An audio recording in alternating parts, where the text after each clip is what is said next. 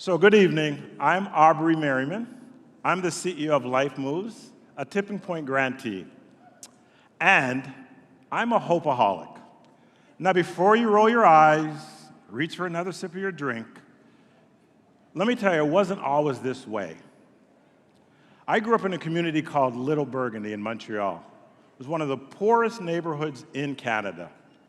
I'm a child of Guyanese immigrants, the ninth of 10 kids. Yeah, we did practice birth control. My parents were in Guyana during a time of political unrest, and they couldn't leave the country for 5 years. So it's a long story of how things unfolded.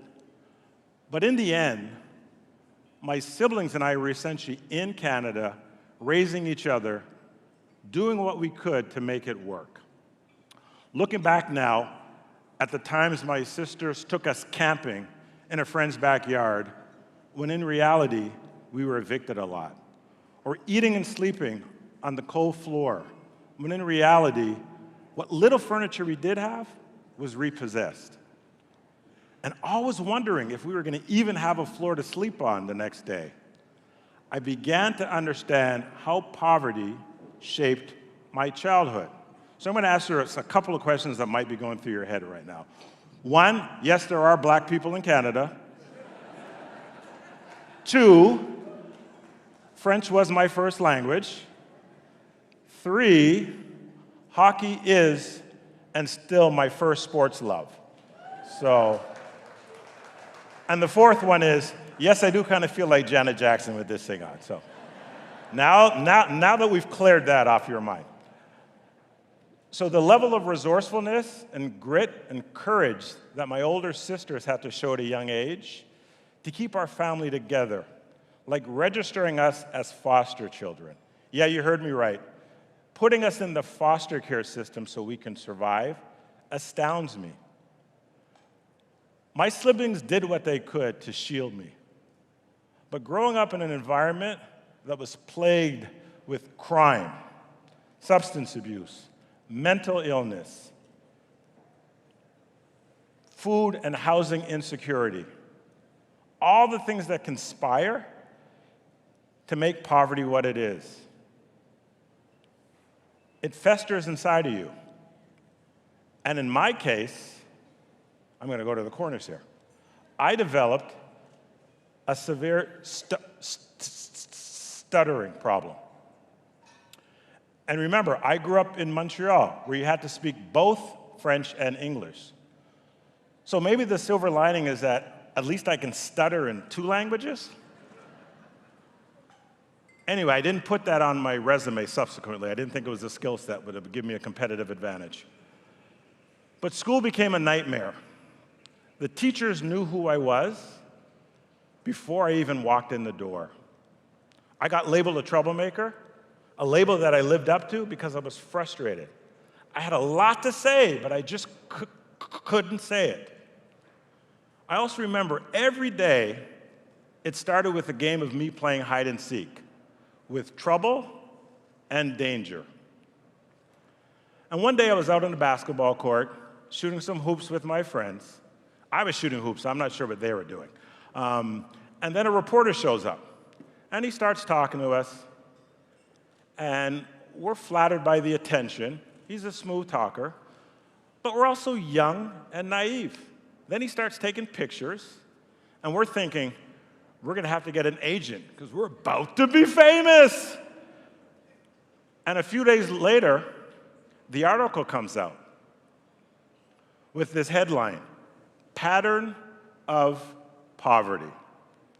And they have a photo of my mug dribbling a basketball right above the headline. So there I was, the poster child for poverty, literally.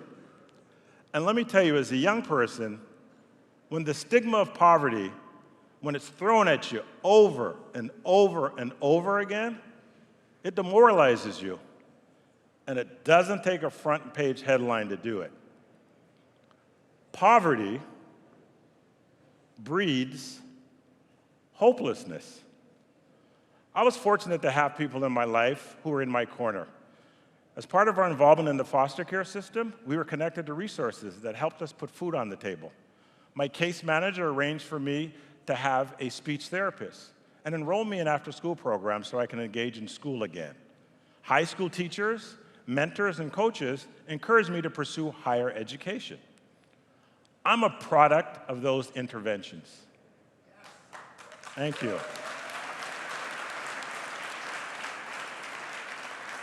I'm a product of the right people in my life at the right time.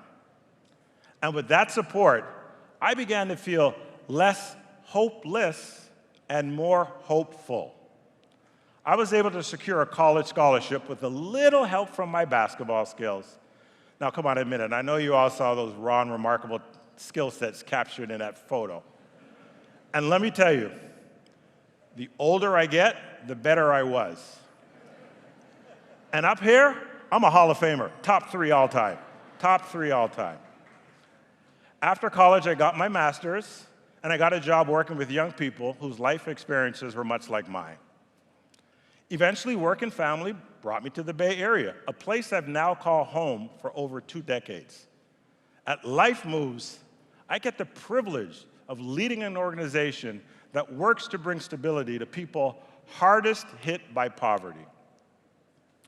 The headlines about me tell a little bit of a different story now.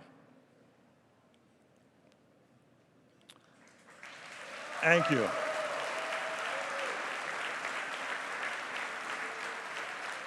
Thank you, thank you. You are too kind, but keep going. But let's be clear. What a cooperative audience. I love this.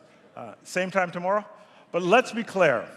There's nothing special or unique about my story. It's simply through organizations very much like the ones Tipping Point funds and like the one I now lead that I was able to access opportunities that basically changed the trajectory of my life.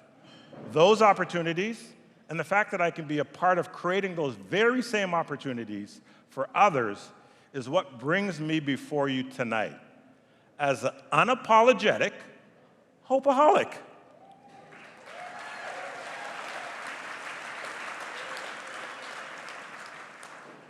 Check this out, though. There's a whole playbook to being a Hope-a-Holic. And if you find me later tonight, I'll be happy to share it with you. But there's one key that I want to make sure you leave with. It's this. Success leaves clues. I'll say it again. Success leaves clues. When we try new things, we sometimes fail, and we sometimes succeed. Let's take note of both. And even when everything feels urgent and on fire, we must have the courage to pause and measure our results. It's the only way we get better. And like a pro athlete, our job is to watch the tape and look for clues to up our game. The good news is there are so many clues, so many examples of what we need to do more of. Far too often, we get stuck bickering about one intervention versus the other. Regional versus local, upstream versus downstream. It can be easy to forget who we're really fighting for.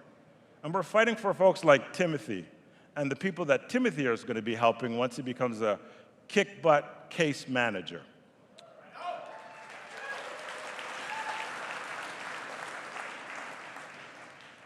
And that's what I love about Tipping Point. As a CEO, I've never been pushed into a one-size-fits-all framework. And that allows me to look for clues, regardless of where they show up. And speaking of showing up, you're here tonight because to me it means that you've been searching for those clues too. And because deep down inside, if you're honest, there's a little bit of a Hope-a-Holic in you too. And we know, to be real, it's going to take a hell of a lot of work. But the solutions that we're looking for, the successes that we're in search of, are right here, in this room, in this region, in this place that we all call home.